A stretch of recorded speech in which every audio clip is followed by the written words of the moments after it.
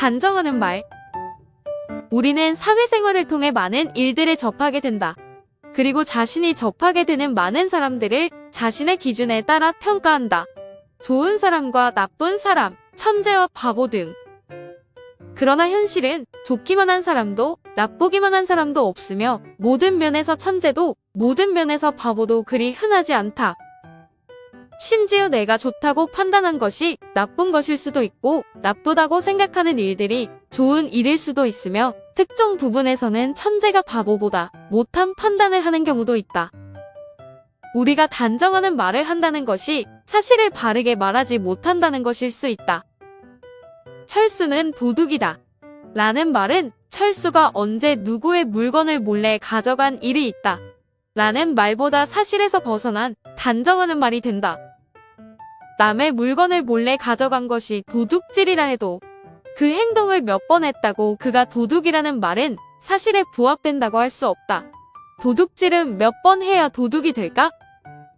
거짓말쟁이의 경우도 마찬가지이다. 우리는 남의 자녀 돌잔치에 가서 축하 인사로 이 아이는 부자가 되겠다, 장군이 되겠다, 공부 잘하겠다며 축하한다.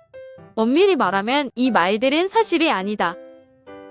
그냥 사실도 아니고 자신조차 믿지도 않는 것을 말하는 것이니 하객들이 거짓말한 것이 아니겠는가? 그럼에도 우리는 이들을 거짓말쟁이라 말하지 않는다. 이런 경우는 관용적으로 축하하는 말일 뿐이지 사실과 같고 다르고를 따지는 것은 의미가 없다. 그런데 남을 속이는 말 몇 마디 하면 우리는 그를 거짓말쟁이라 한다. 대부분의 사람들은 좋고도 나쁜 회색, 좋은 백색, 나쁜 검은색의 거짓말을 하면서 산다.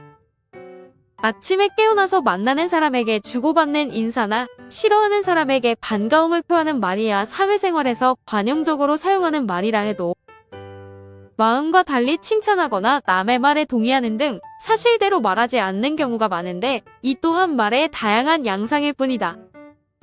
우리는 책임을 져야 하는 문서에 기록할 때는 단정하는 표현을 피한다.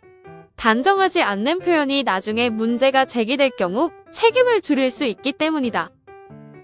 철도 사고가 일어났을 경우 기자들이 사고 원인에 대한 질문에는 사고 원인을 조사 중이다. 조사 결과가 나오면 발표하겠다. 라고만 발표해야지 사고 원인을 추측하거나 거짓으로 만들어 발표하면 안 되는 것이다. 사고 원인을 단정해서 빨리 발표하는 것보다 사고 원인을 판단한 이후 정확히 발표하는 것이 필요한 것이다. 이런 것으로는 3주간의 치료가 필요함, 이라기보다 3주간의 치료가 필요할 것으로 사료됨으로 적는 것이다. 후에 이상이 나타나도 치료기간이 연장되어도 단정하지 않았다는 것으로 책임을 줄이는 것이다. 그래서 우리는 이상 유무를 판단하고 기록할 때 이상 없음, 이라고 단정하고 기록하기보다는 이상 발견 못함, 이라는 단정하지 않는 기록으로 책임을 줄이기도 한다. 혹자는 자신있게 단정하는 말을 해야 한다고 하지만 단정할 수 있는 것이 거의 없는 세상사를 단정하지 않는 것이 보다 사실에 근접하고 단정하는 말이 지나치게 주관적일 수 있음을 감안한다면 단정하는 말은 관용적으로 쓰이는 인사말 정도에서나 쓰일 수 있지 않을까? 우리가 사용하는 단정적인 말은 얼마나 현실과 부합할까?